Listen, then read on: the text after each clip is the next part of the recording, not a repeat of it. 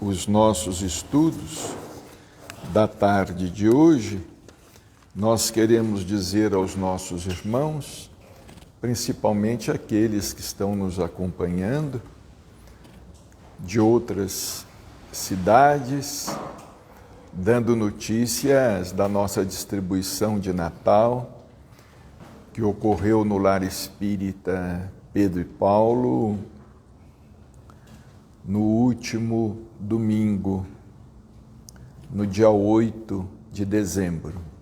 Graças a Deus, foi tudo muito bem, a festa foi muito bonita, com a colaboração de todos, com a colaboração de todos os nossos irmãos de Uberaba e irmãos de outras cidades.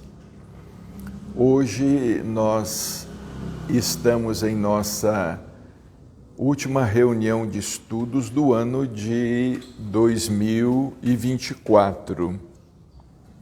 Faremos agora uma pequena pausa e voltaremos no dia 18 de janeiro. Dia 18 de janeiro, daremos continuidade aos nossos estudos a partir das 16h30. Por enquanto, nós não estamos tendo a música hoje, porque caiu uma forte chuva exatamente agora, minutos antes de nossa reunião, e muitos de nossos irmãos ainda não chegaram, não puderam comparecer fisicamente. O Sérgio está chegando agora com o seu violão. A chuva foi muito pesada, foi muito forte, mas antes de iniciarmos, a Joana já fez a nossa prece. O Sérgio pode cantar agora ou no final, Sérgio? Canta uma musiquinha então agora. Canta uma musiquinha agora para compensar o seu esforço.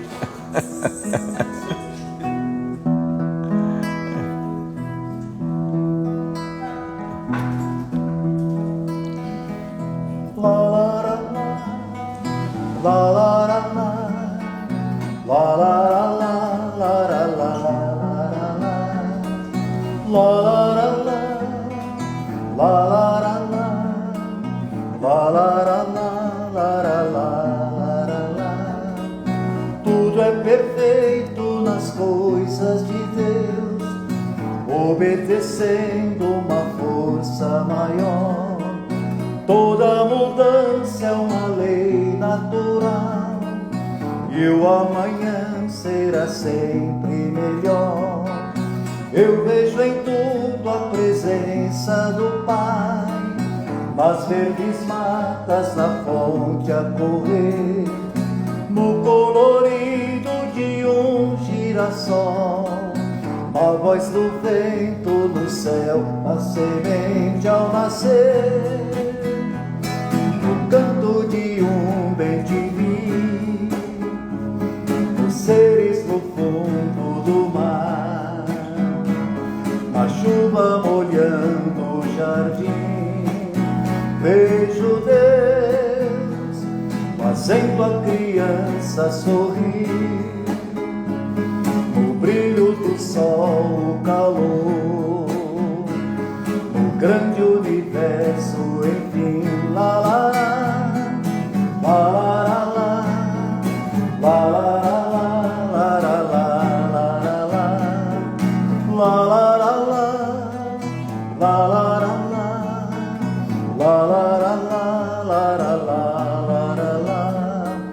tudo é perfeito nas coisas de Deus, obedecendo uma força maior.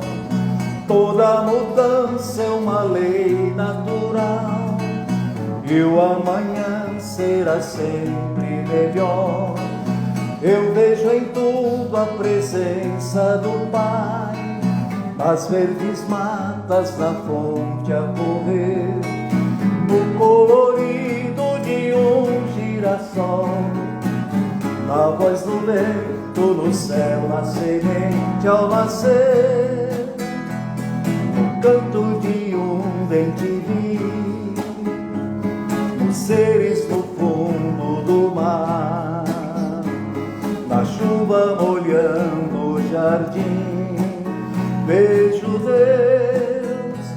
fazendo a criança sorrir, no brilho do sol, o calor, no grande universo, enfim, lá, lá, lá, lá, lá, lá, lá, lá, lá.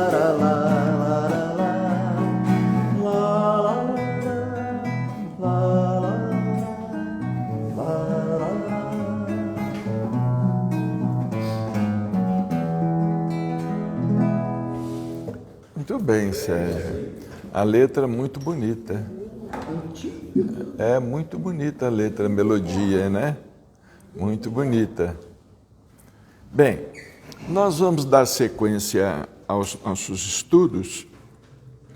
Nós queremos dizer que nós estávamos falando que nós vamos voltar com os nossos estudos a partir do dia 18 de janeiro, e as reuniões de psicografia no Lar Espírita Pedro e Paulo também.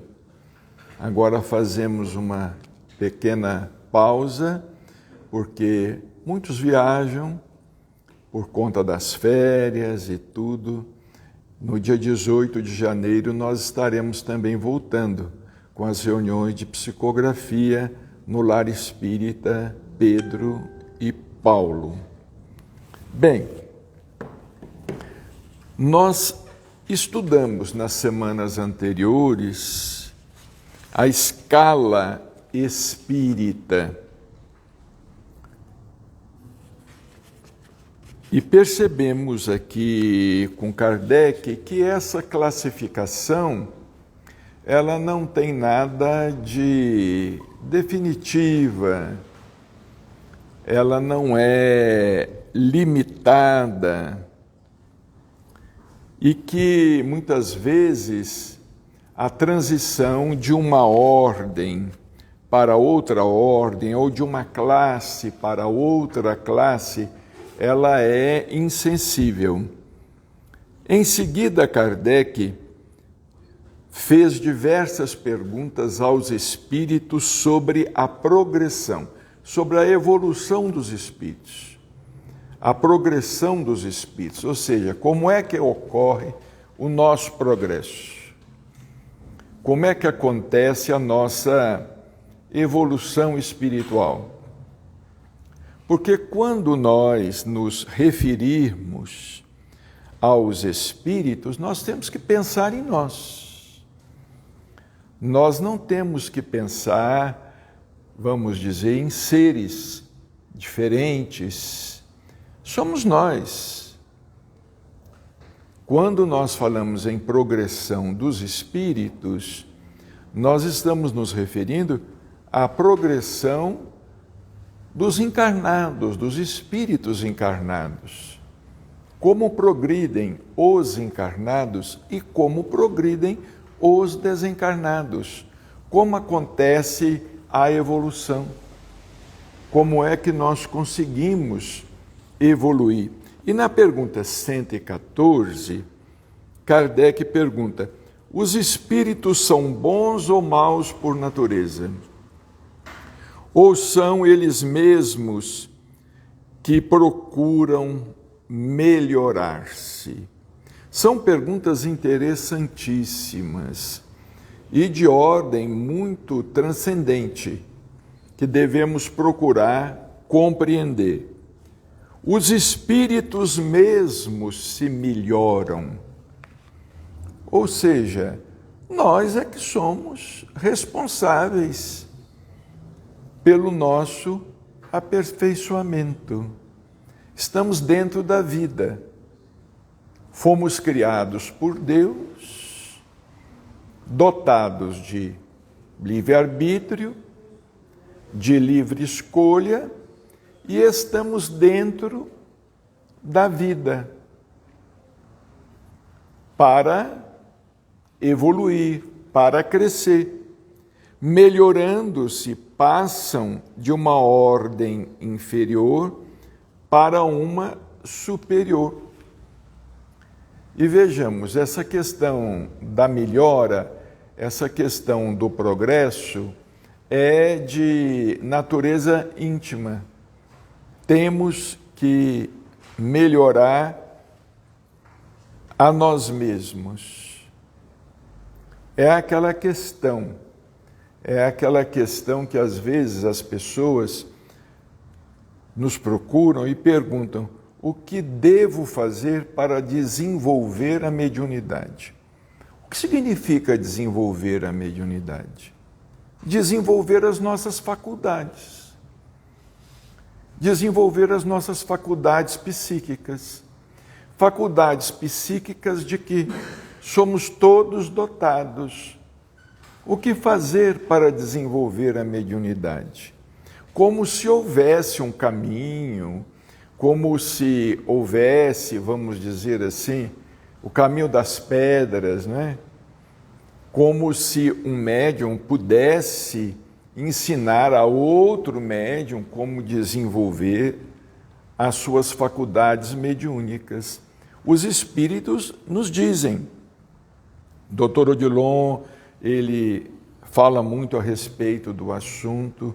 Desenvolver mediunidade significa desenvolver o espírito.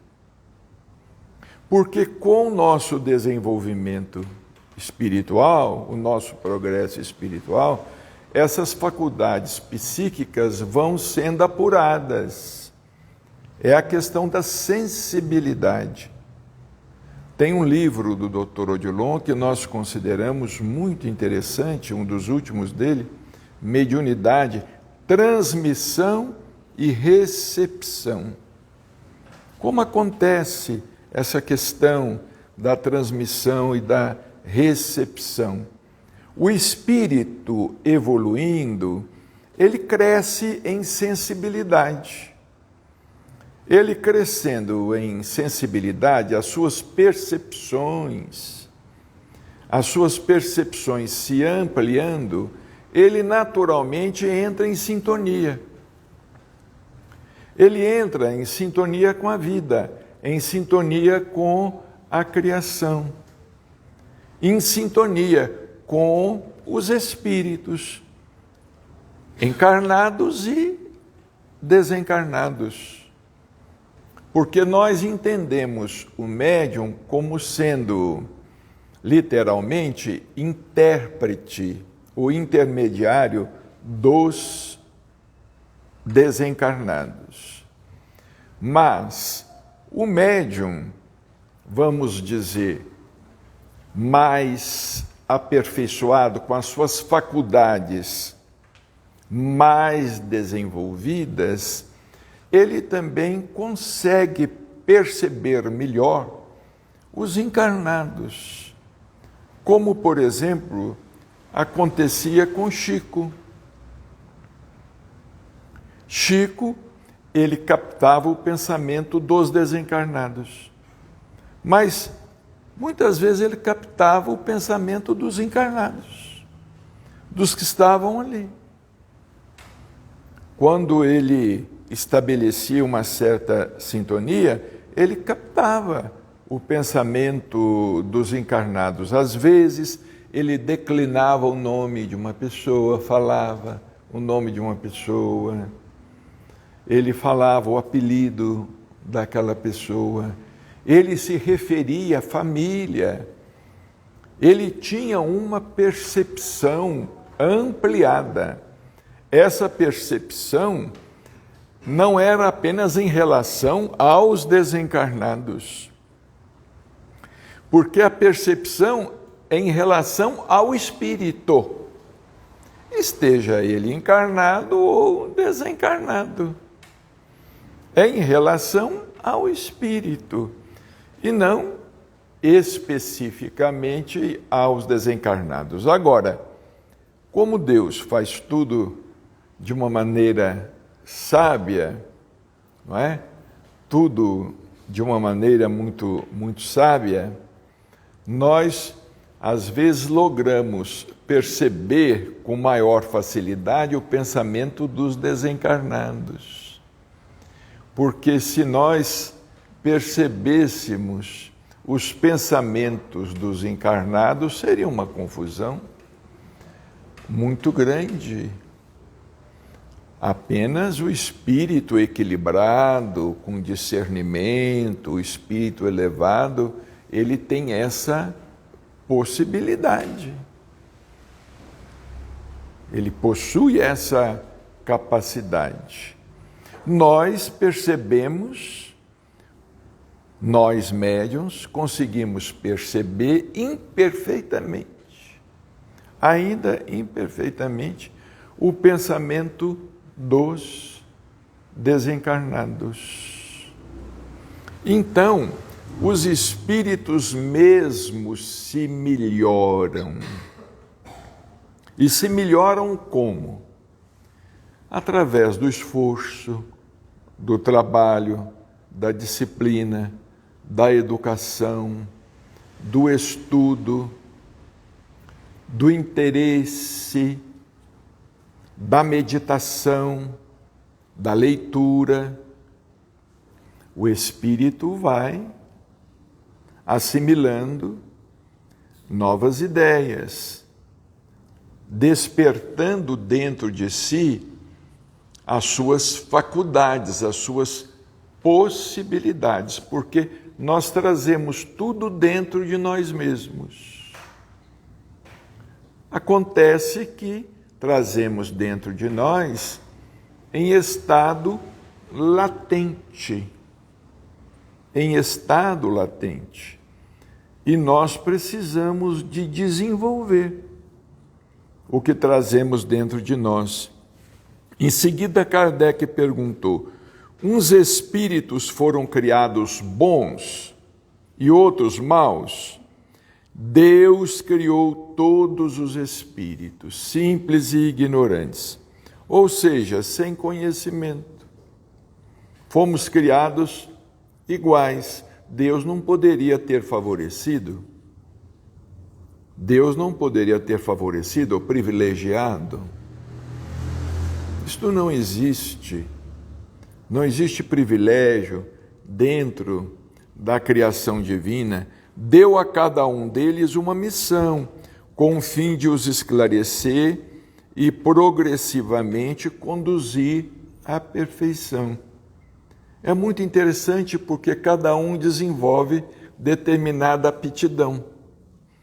Porque se todos nós desenvolvêssemos ao mesmo tempo a mesma aptidão, nós não teríamos condições de permutar experiência. Então, como nós temos infinitas aptidões, as aptidões são infinitas, alguns pelas circunstâncias evolutivas, pelo meio, alguns desenvolvem certas aptidões, outros desenvolvem outras aptidões. E assim vai havendo essa permuta de conhecimentos, nós vamos aprendendo uns com os outros. Por exemplo, alguém pode me ensinar o que eu não sei, e eu posso, às vezes, ensinar o que a outra pessoa, ou que esse mesmo alguém não sabe. Porque as nossas aptidões são infinitas. E nós nunca reencarnamos dentro da mesma situação. Nós reencarnamos dentro de situações diferentes, em épocas diferentes, pertencendo a culturas diferentes. Vejamos como a natureza, não é? Como a natureza. Vejamos, determinados animais, eles se dão bem em certos climas. determinadas árvores, determinadas sementes se desenvolvem bem em certos ambientes e não se desenvolvem bem em outros ambientes. Hoje nós estamos reencarnados aqui, no Brasil. Pode ser que numa vida passada nós tenhamos vivido num país europeu, num país da Europa, da Ásia, da África, enfim, de qualquer continente. De qualquer continente. Pode ser que na próxima existência nós venhamos a reencarnar. Certa vez alguém estava conversando com Chico, não é, sobre essa questão, dessa questão que às vezes gera polêmica, dele ser a reencarnação de Allan Kardec, não é? Um amigo estava conversando com ele, o Chico não conversava muito a respeito, ele não gostava de conversar a respeito do assunto, mas como era um amigo próximo, e esse amigo disse assim ao Chico: Chico, alguns dizem que a sua personalidade, que você não pode ser Kardec, porque a sua personalidade é completamente diferente da personalidade de Allan Kardec. Allan Kardec era austero, você é dócil, você é eterno. Allan Kardec era mais razão, você nos dá a impressão de ser mais coração. Aí o Chico, respondendo a ele, sorrindo, disse assim: mas se fosse para reencarnar do mesmo jeito, não teria graça. E o assunto ficou por ali. Se fosse para reencarnar do mesmo jeito, não teria graça. Ou seja, se fosse para que nós reencarnássemos sempre, não é? Do mesmo jeito mesmo, não é? Do mesmo jeito mesmo, como é que nós poderíamos evoluir? Então nós reencarnamos, esquecemos o passado, sofremos uma influência diferente do meio, uma influência cultural diferente, recebemos uma influência diferente dos nossos novos pais, porque imaginemos se nós fôssemos ter sempre os mesmos pais, também, a mesma família. Às vezes pensamos nisso, não é? Eu queria ter a mesma mãe, eu queria ter o mesmo pai. Tudo bem, é uma aspiração justa, é uma aspiração afetiva, que nós respeitamos. Mas nós temos este pensamento aqui. Quando nós estamos no mundo espiritual, o nosso pensamento muda. Já tivemos oportunidade de dizer a vocês que certa vez recebemos uma mensagem de um jovem. Ele desencarnou num acidente aéreo. Ele estava aprendendo a pilotar. Houve um acidente e ele desencarnou. Os pais vinham muito a Uberaba, muitos anos atrás. Vinham muito a Uberaba, iam a outros médiuns também, em outras cidades. Eles vinham muito a Uberaba e o filho, algumas vezes, se comunicou por nosso intermédio. Algumas vezes o filho se comunicou por nosso intermédio. Já fazia tempo que o menino havia desencarnado. Já fazia uns mais de 10 anos, quase 15 anos. Mas para a mãe, ele ainda estava com a mesma idade. Era o mesmo garoto. Para a mãe, era como se o tempo não tivesse passado. Então ela esperava sempre a mensagem daquele garoto, como se o tempo não tivesse passado para ele. O tempo tinha passado para ela, porque ela já estava com os cabelos prateados, já havia passado para o pai, não é? Já estava mais idoso, quase 15 anos. Aí um dia ela chegou lá no Pedro e Paulo e disse assim: eu queria uma mensagem, estou muito saudosa. Eu queria saber se meu filho vai me esperar. Se ele vai me esperar. Aí ele escreveu para ela com muito jeitinho, dizendo: olha, mamãe, eu continuo considerando a senhora como sendo a minha mãe, meu pai como sendo meu pai, meus irmãos como sendo meus irmãos. Agora, quanto esperar a senhora, eu não posso prometer, porque eu preciso continuar. A senhora ainda está jovem, forte. Pelos meus cálculos, a senhora vai demorar muito. Disse a ela: pelos meus cálculos, a senhora ainda vai demorar muito. E eu não posso ficar aqui esperando. Claro, alguns esperam sim. Alguns esperam. Esperam por nós, do outro lado, mas alguns precisam caminhar. É o que nós precisamos entender. Não é o que acontece conosco, por exemplo, quando desencarna um ente querido, nós podemos permitir que a vida pare para nós. Por mais que nós venhamos a sentir, a vida prossegue. Ela precisa continuar. Por quê? Porque temos outros filhos, porque vamos ter netos, porque temos outros familiares. A vida não cessa. A vida não pode cessar. A vida precisa continuar. Então, alguns espíritos, eles nos esperam. Mas às vezes nós vamos nos surpreender do outro lado, quando reencontrá-los, porque eles poderão estar tão idosos quanto nós.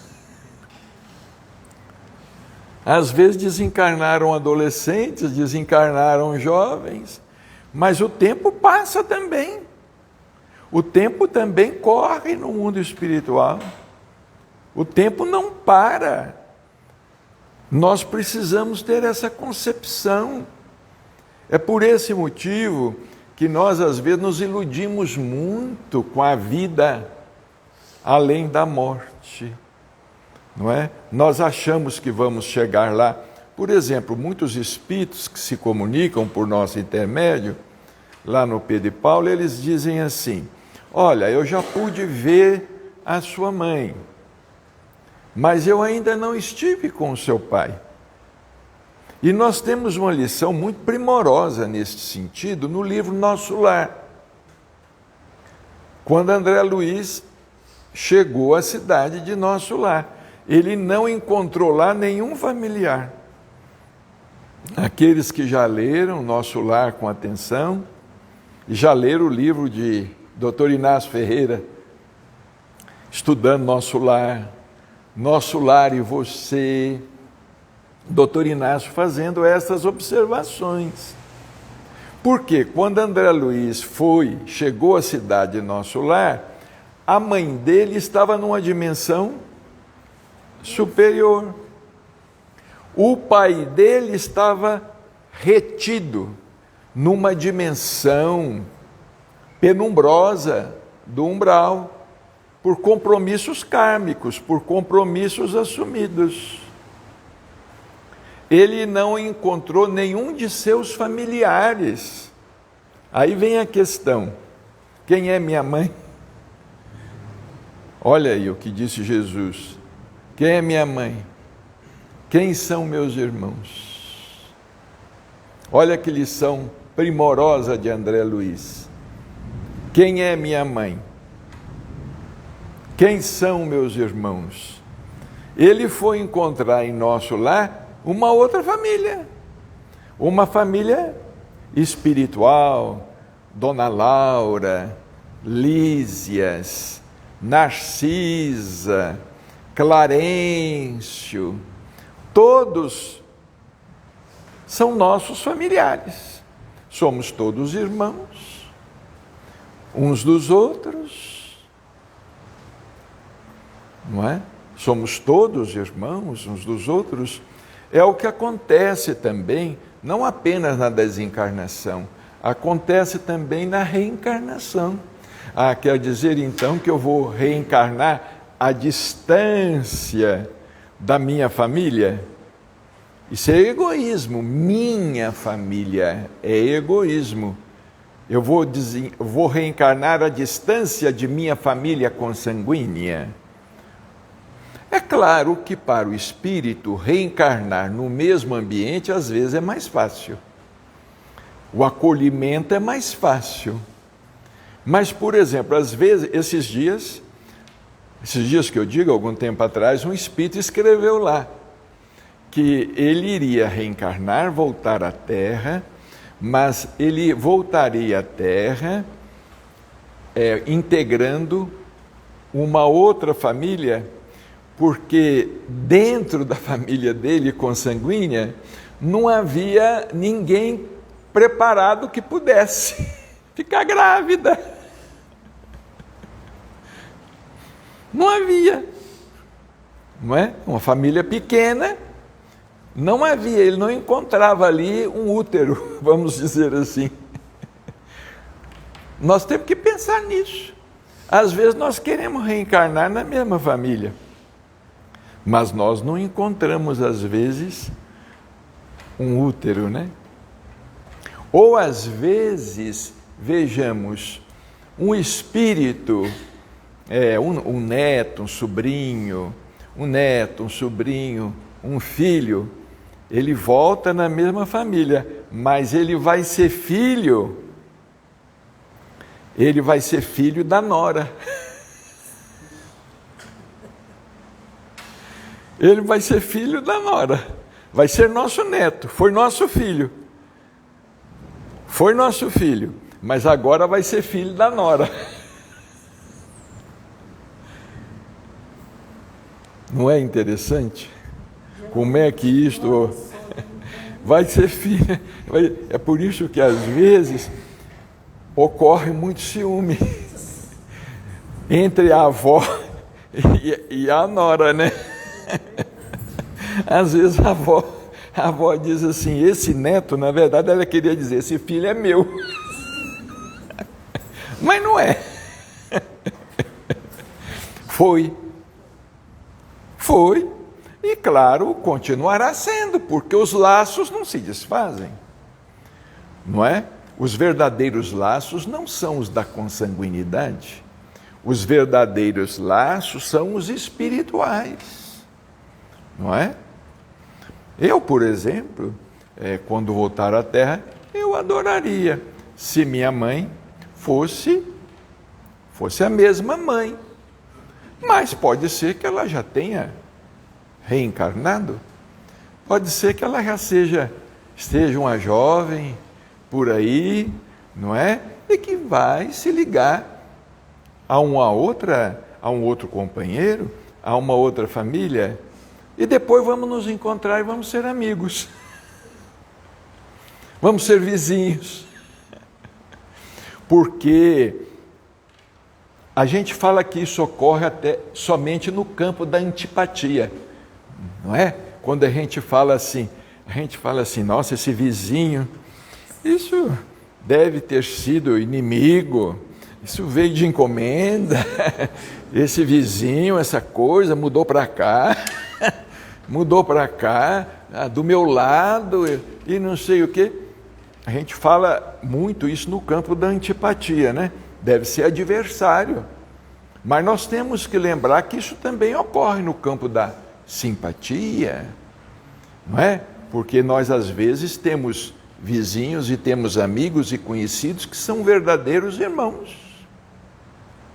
Às vezes são mais irmãos que os nossos próprios irmãos, consanguíneos. São mais irmãos, são mais prestativos, são mais atenciosos, são mais amigos. Vejamos como essa questão da reencarnação, ela é interessante. E é assim que se cumpre a justiça de Deus. É assim que a justiça de Deus vai se cumprindo. E nós estamos todos juntos e misturados. É aquela frase que a gente utiliza sempre, né? Nós estamos todos juntos e misturados.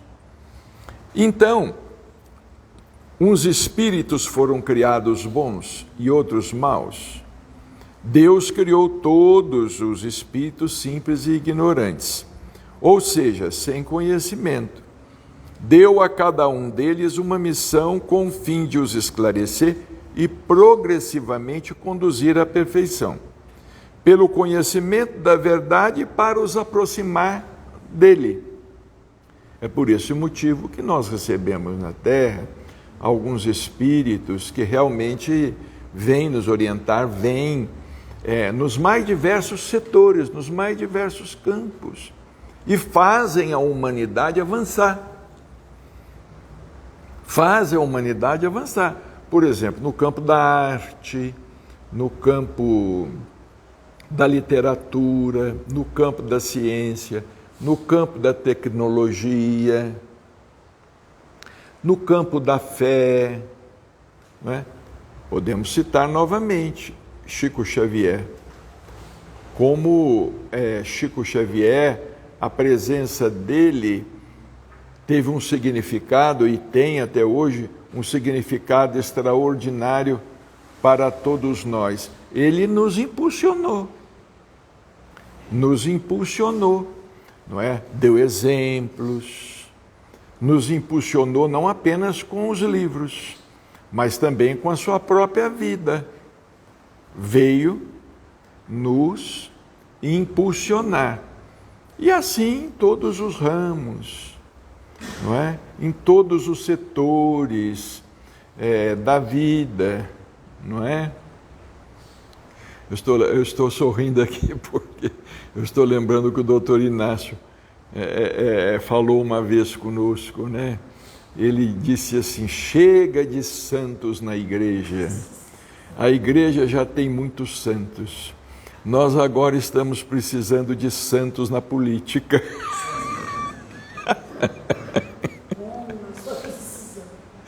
Uma vez ele é muito espirituoso, né? Nós estamos precisando, realmente, nós estamos precisando de pessoas boas no campo da administração pública, não é? Não precisam ser santos, mas que sejam, vamos dizer, mais honestos e mais interessados no progresso, na evolução da coletividade, né? A felicidade eterna e sem perturbações, eles a encontrarão nessa perfeição.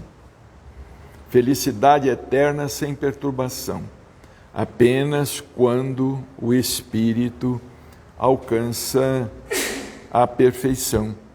Os espíritos adquirem o conhecimento passando pelas provas que Deus lhes impõe. Deus não nos impõe provas, isso aqui é uma terminologia. Nada nos é imposto, tudo é natural. Tudo é natural, Deus não nos impõe. A gente fica com aquela ideia de que Deus é uma espécie de um ditador ou de um juiz inclemente, uma coisa assim. Não é imposto, é lei natural, é consequência, é como diz o doutor Inácio em um de seus livros, ele fala assim, Deus não age, Deus reage, não é? É como se ele falasse, a lei não age, a lei reage, nós movimentamos a lei pelas nossas atitudes, causa e efeito. Nós movimentamos a lei. Por exemplo, a lei dos homens. A lei dos homens age? Não. Ela está lá, a lei. Está lá nos livros, não é? Está lá nos livros jurídicos de direito, na Constituição, papapá, papapá. Mas, de acordo com a sua ação, ela reage. Ela reage, a lei reage. Não é? Então é o que acontece. É o que acontece. Tudo é natural. É natural. Ou seja, tudo o que nos sucede é consequência. Tudo o que nos sucede é consequência e é para o nosso bem. É para o nosso bem, é para o nosso aprendizado. O que nós consideramos ruim? O que nós consideramos ruim? Assim, resumindo, é a dor e a morte. Nós consideramos ruim. Não fosse a dor, não fosse a morte, a vida seria uma beleza. Só que para Deus, para a lei, a dor é experiência e a morte não existe. A morte não existe.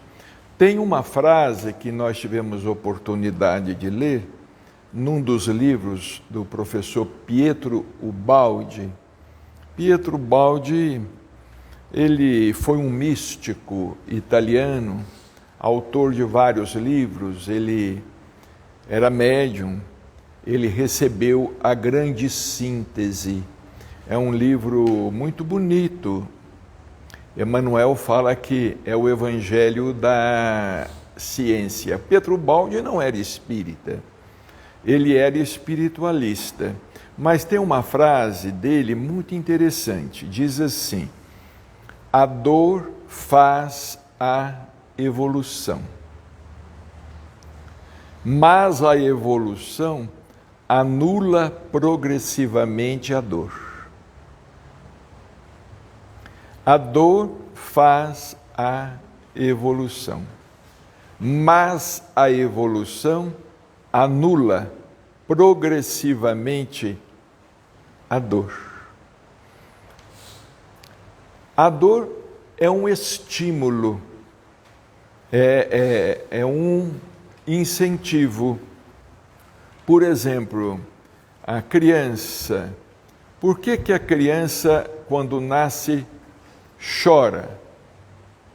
E se ela não chorar, ela recebe umas palmadas no bumbum. Para ela chorar. Ela precisa chorar para que os pulmões comecem a funcionar. Para que os pulmões comecem a funcionar e ela possa respirar. Não é? A partir do momento em que ela chora e respira, babau.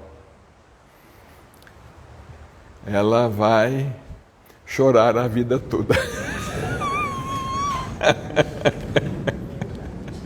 Antes não tivesse dado o primeiro choro. Mas depois começam as provas, as lutas de todo o espírito, não é? Porque cai aqui nesse caldeirão fervente. Mas então é interessante.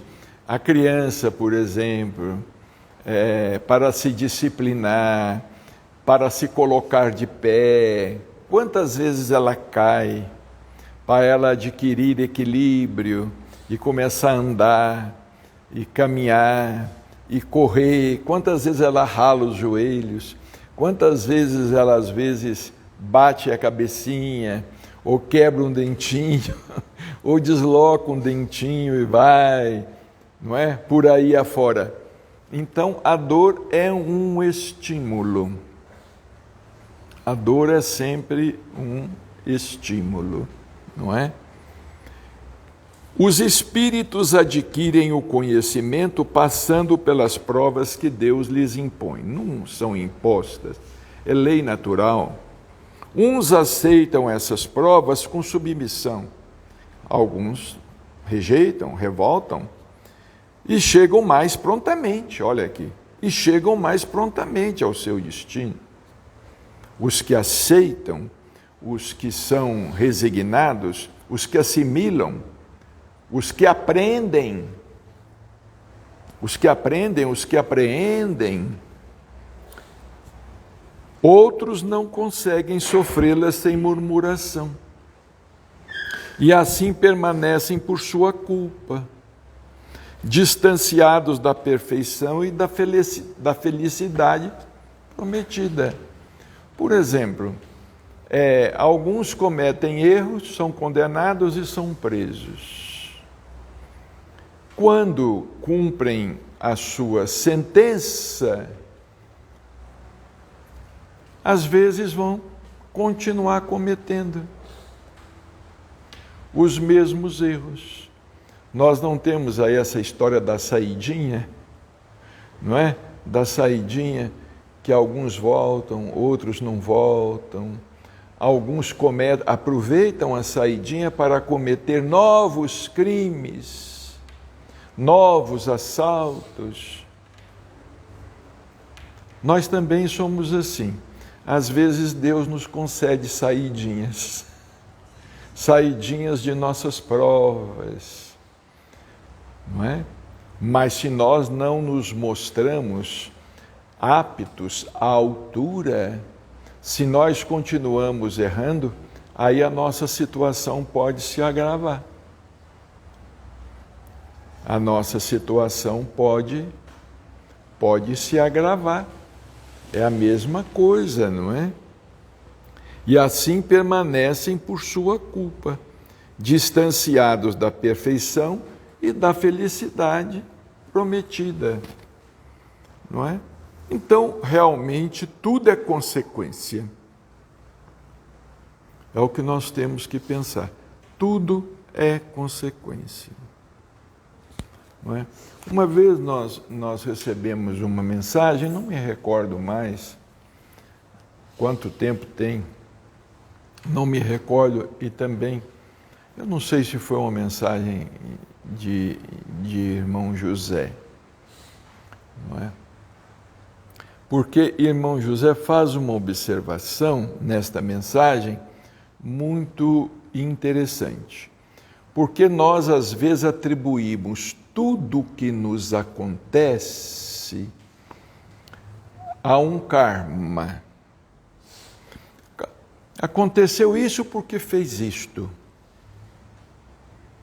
Aconteceu aquilo porque fez aquilo. Exatamente. Mas nem sempre é exatamente. Então, irmão José nos chama a atenção para o chamado karma da imperfeição. Às vezes, determinadas coisas acontecem conosco, não porque nós tenhamos infringido a lei naquele exato ponto, naquele exato, vamos dizer, setor, não é? Mas acontece conosco porque somos imperfeitos e precisamos aprender. Então nós temos o karma da imperfeição. A imperfeição também é um karma. Vamos aqui citar um exemplo, não é? Há muitos anos atrás, estavam acontecendo muitos acidentes nas estradas, nas rodovias. Vocês se recordam? Quando a velocidade máxima era 80 quilômetros por hora, os nossos carros, nossos veículos eram bem antigos, arcaicos, e o carro que conseguia atingir 80, 90 quilômetros por hora era considerado um veículo possante. Então, estavam desencarnando muitos jovens. E eu me recordo que certa vez um pessoal de São Paulo perguntou ao Chico: mas Chico, esses jovens que estão desencarnando em acidentes, tantos acidentes na estrada, não é? Isso é devido a um karma de vidas passadas que está acontecendo isto com eles? Aí o Chico falou: não apenas. Emmanuel está nos falando aqui a respeito do karma da imprudência. O karma da imprudência. Se não podem ir além dos 80, por que vão? Em determinadas rodovias, em determinadas estradas, não é? Por que vão, se não podem ir além dos 80? Então, é o karma da imprudência. É aquela tal história que, às vezes, o espírito pode desencarnar antes da hora. Antes do momento, pode ocorrer. Por exemplo, o suicida. O suicida, ele está desencarnando na hora? Não, ele não está desencarnando na hora. Ele está desencarnando por vontade dele. Naquele momento, ele poderia viver mais, não é? Numa guerra, por exemplo, tantos jovens perdem a vida em uma guerra, porque nós estamos em um mundo de provas e expiações. Nós estamos num mundo de imperfeição. E certas coisas podem acontecer. Não é? Certas coisas podem acontecer não estando previstas. Não estando previstas é um termo, porque tudo está previsto na lei. Uma vez eu li uma frase que se aplica aqui, né? Quando o livro sagrado nos fala que não cai uma árvore, uma folha de árvore, sem que Deus queira, não é? Não cai uma folha de árvore sem que Deus queira. Aí o pensador falou assim, realmente, não cai uma folha de árvore sem a vontade de Deus, mas é o homem que balança a árvore. Se o homem balança a árvore, aí Deus deve pensar assim, não, ele quer que caia, então eu vou permitir que caia. Ele quer que caia, eu vou permitir que caia. Tudo está previsto dentro da lei. Nós não podemos imaginar que tudo acontece dentro da lei. Nada acontece fora da lei. Mas é com a permissão divina. É com a permissão divina. Tudo é dentro da lei, mas é com a permissão divina, porque nós não podemos agir contra a lei. Nós não podemos contrariar a lei. Nós contrariamos a lei, isso é coisa superficial. Superficialmente parece que nós contrariamos a lei. Superficialmente parece que contrariamos a lei, mas é a vontade de Deus sempre prevalecendo, não é? Deus pega aquilo que foi da nossa vontade e transforma aquilo. Por exemplo, uma pessoa vai e mata outra. Uma pessoa vai e mata outra. Não é da vontade de Deus. A fome não é da vontade de Deus, o assalto não é da vontade de Deus, o sequestro não é da vontade de Deus, a guerra não é da vontade de Deus, a lágrima não é da vontade de Deus, é da vontade do homem. Aí alguém vai e mata outra pessoa, não é? Infringiu a lei, mas então Deus pega aquele mal, assim, agora você está ligado a essa pessoa, a esse espírito. Você adquiriu um débito, vocês vão ter que estar juntos e você vai ter que devolver o que você tirou. Você vai ter que devolver o que você tirou. É como fala Jesus na parábola, nós temos que pagar até o último ceitil. Até o último ceitil. E nada fica sem registro. Nada fica sem registro. nenhum pensamento, nenhuma palavra, tudo ecoa, e a lei tudo ouve e tudo responde. Então nós vamos encerrar por aqui, está na hora, semana que vem não vamos ter, né? No dia 18, nossos estudos. Por hoje nós vamos pedir o Sérgio para tocar uma música, encerrando a nossa reunião, desejando a todos um Natal muito feliz, desejando a todos um Natal de muita paz, de muita bênção, de muito pensamento em Jesus Cristo, desejando aos nossos irmãos que nos acompanham, né, pelo Facebook pelo Instagram, muita saúde, muita paz, um Natal de muito amor, um ano novo de muitas bênçãos para todos nós.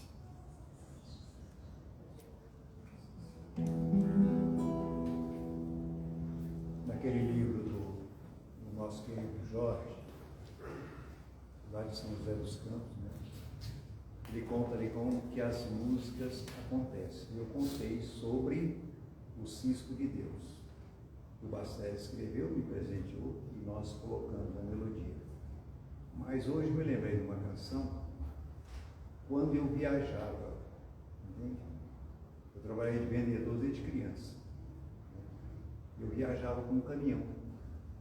Eu saí da cidade de Tanabi, onde a gente começou na doutrina espírita, perto de São José do Rio Preto. Eu saí dirigindo o caminhão, né, para fazer uma entrega em Goiânia. Saí já de tardezinha, e quando eu já adentrei o asfalto, me veio a inspiração dessa canção que fala exatamente da minha transformação. Quando eu conheci a doutrina espírita, realmente eu tive força realmente para encontrar o caminho. E veio a inspiração, veio a melodia, o tema, a letra. Né? Quando eu cheguei no trevo de Goiânia, né, a música estava pronta. Eu sei que você já me falou que gosta dessa canção, que se chama Caminhos de Luz.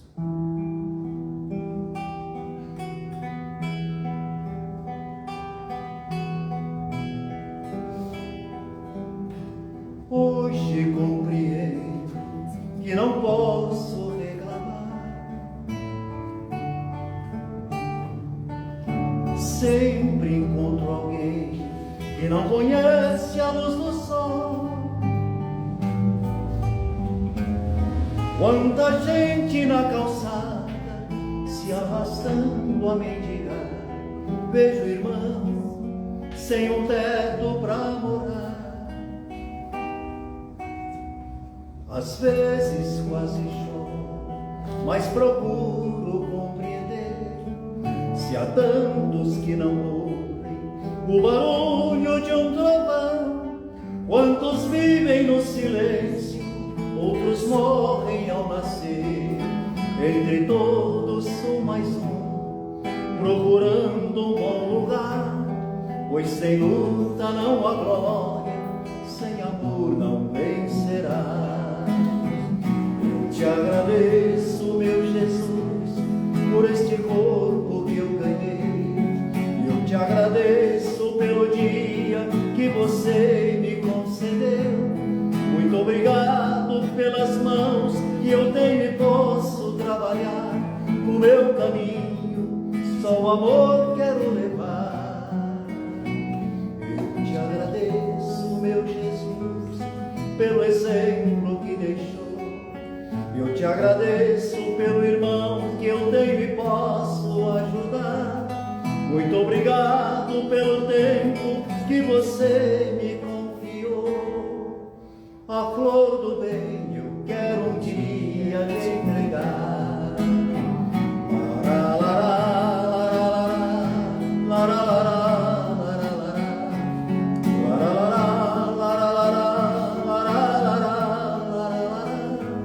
Muito obrigado pelo tempo que você me confiou.